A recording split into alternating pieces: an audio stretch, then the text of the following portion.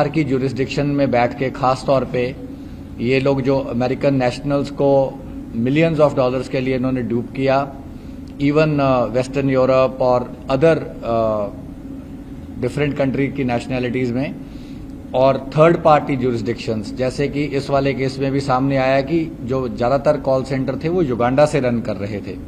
तो इस मिथ को उस ऑपरेशन ने बस्ट किया था कि जो एजेंसीज हैं वो बहुत ही फाइनली कोऑर्डिनेट करके एक ट्रांसनेशनल ऑपरेशन करके इन फ्यूजिटिव्स को they can be brought to the book.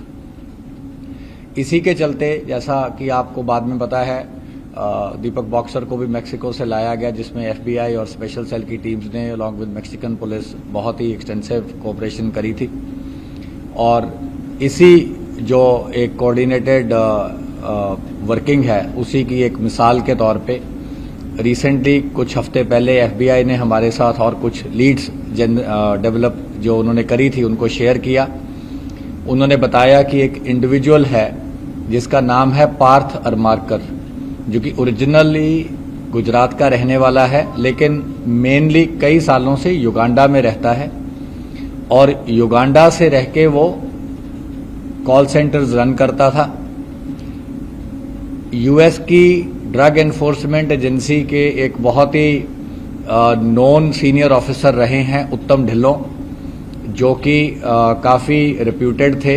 उनकी आइडेंटिटी को वो इम्पर्सोनेट करके जो पोटेंशियल विक्टिम्स थे उनको कॉल करता था, उनको बोलता था ज़्यादातर केसेस में कि वो डीईए से उत्तम ढिल्लों बोल रहा है और मैक्सिकन बॉर्डर पे, यूएस मैक्सिकन बॉर्डर पे कोई वो चेकिंग कर रहे थे जिसमें कि चाइल्ड पोर्नोग्राफी का मटेरियल मिला है। और जो पोटेंशियल विक्टिम था उसको वो बोलता था कि विक्टिम का नंबर या उसकी आइडेंटिटीज या कुछ ऐसी चीजें उनको सर्च के दौरान मिली हैं जिससे कि उस सिटीजन को वो बहुत सीरियस चार्जेस में बुक कर सकते हैं, अनलेस वो कोई पेनल्टी या मनी पे करने को तैयार हो जाए। ज़्यादातर जो टारगेट्स थे वो काफ़ी नाइव किस्म के, ये पहले प्रोफाइल से ढूंढते थे। इन्हें लगता था कि ये मनीड है और ये लोग शायद आउटरीच ना करेंगे या एजेंसीज को ना रिपोर्ट करेंगे, और इन्होंने इतना फाइन ट्यून कर रखा था सारा अपना ऑपरेशन, इनके इतने साथ रनर्स और ब्लॉकर्स थे इस ऑपरेशन में कि ये बहुत एक अरसे से क्योंकि क्राइम कर रहे थे, ये विक्टिम्स को कन्विंस करने में भी कामयाब हो जाते थे। और अगर कोई विक्टिम थोड़ी बहुत कर्सरी रिसर्च भी करता था कि वाकया ही कोई उत्तम ढिल्लों है कि नहीं, तो वो पाते थे कि ड्रग एनफोर्समेंट एजेंसी का उत्तम ढिल्लों एक जेन्युइन आइडेंटिटी है, जो कि एक एडमिनिस्ट्रेटर रहा है उस ऑर्गेनाइजेशन में, और इंटरपोल वाशिंगटन में भी उसने पोस्ट जो है पहले ऑक्यूपाई की हुई थी। तो वेल नोन नेम था, वेल नोन आइडेंटिटी थी, और इन्हें पता था कि इंडियन ओरिजिन का है, तो जो इनका एक्सेंट है तो वो भी कोई पोटेंशियल विक्टिम जो है वो ये नहीं मिस्टेक कर पाएगा कि ये जो डीईए का एम्प्लॉय है इसका एक्सेंट अमेरिकन नहीं है। तो इन्होंने बहुत ही केयरफुली ये सारा जो फसाड था ये बनाया हुआ था।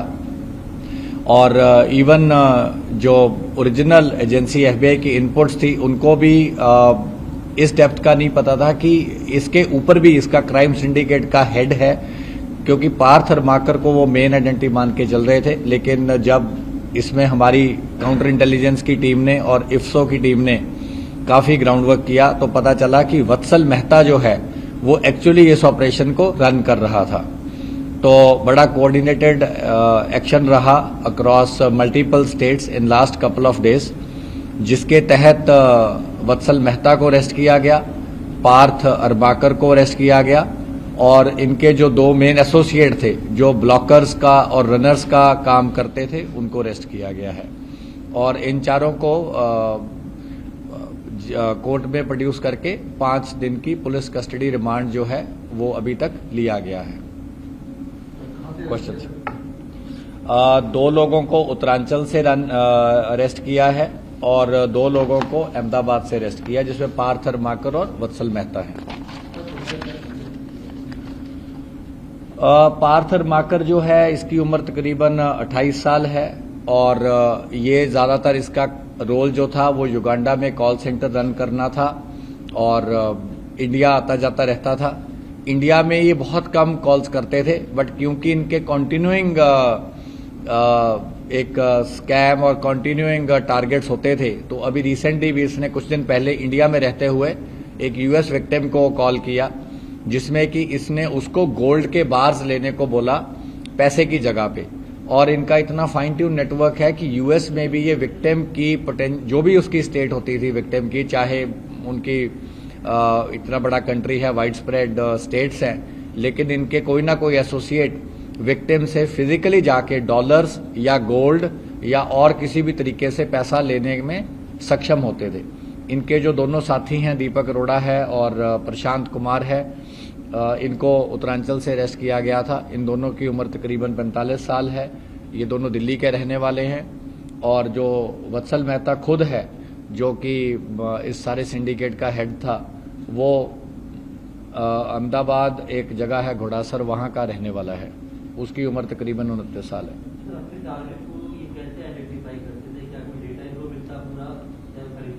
ये बड़े इनके पास बड़े सारे तरीके थे। देखिए आजकल ये सारी प्रोफाइल जो वेल ऑफ विक्टिम्स हैं, क्योंकि अगर आप देखेंगे अभी तक 50 से ज़्यादा लोगों को एफबीआई ने इंटरव्यू किया है और $20 मिलियन से ज़्यादा इन्होंने उनसे अमाउंट अभी तक साइफन ऑफ किया है। ये वो वाला लो वैल्यू का स्कैम नहीं है जिसमें सॉफ्टवेयर बग हो गया, $200-300 ले लिए किसी से। 50 जो विक्टिम हैं उनसे ही वो अभी तक $6 बिलियन से ज़्यादा अमाउंट अभी तक एस्टैब्लिश करने में कामयाब हुए। तो ऑलमोस्ट अगर देखा जाए $1 लाख प्लस पर विक्टिम इनका टारगेट रहा है।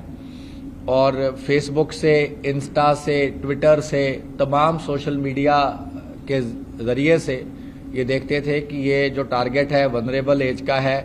इतना जैसे मिडिल एज या उससे अबव जो ज़्यादा बहुत लोग इन्हें लगता है कि टेक सेवी नहीं होंगे या हो सकता है कि लोनली हैं, मतलब इनके बड़े सारे पैरामीटर्स थे। We don't want to educate other people how to do it, लेकिन तमाम सोशल मीडिया प्रोफाइल से ये लोग उनको आइडेंटिफाई करते थे। Any more questions? अभी तक एफबीआई ने 50 से ज़्यादा लोगों को एस्टेब्लिश किया है। 2 विक्टिम से हमने भी इस इन्वेस्टिगेशन के दौरान उनके बयान रिकॉर्ड किए हैं। अभी ये प्रोसेस जारी है। जब इनके बारे में पब्लिसिटी होगी तो शायद और काफ़ी सारे विक्टिम ऐसे हैं जिन्होंने अपनी आइडेंटिटी किसी डर की वजह से, क्योंकि आपको देखिए ये भी पता है कि काफ़ी ऐसी भी संख्या है जो कि चाइल्ड पोर्नोग्राफी में इंडल्ज करते हैं और चाइल्ड पोर्नोग्राफी की अलग अलग साइट्स हैं, उनको रेगुलर टेक डाउन किया जाता रहता है। लेकिन उनकी भी एक अलग अंडरबेली है जिसमें जो लोग बहुत ज़्यादा इंटरेस्टेड होते हैं वो उस दायरे में टच करने में या रीच करने में कामयाब हो जाते हैं। तो ये लोग ऐसे भी साइट्स पे जाके डार्क नेट के ज़रिए या और तमाम जो इनको एक इनका पूरा रिसर्च एक तरीके से विंग था, वो देखता था कि कौन लोग हैं जो कि ऐसी साइट्स पे जाके अपने वायरिस्टिक प्लेजर्स के लिए इंडल्ज करते हैं। तो उन लोगों में क्योंकि वनरेबिलिटी है, अगर कोई आदमी ऐसी साइट पे गया है और उसको ये टारगेट करें तो उस आदमी को भी लगता था कि हाँ मैंने ये साइट विजिट करी थी, हो सकता है मेरी जो प्रोफाइल है लॉ एनफोर्समेंट एजेंसी ने वाकया ही निकाल ली हो।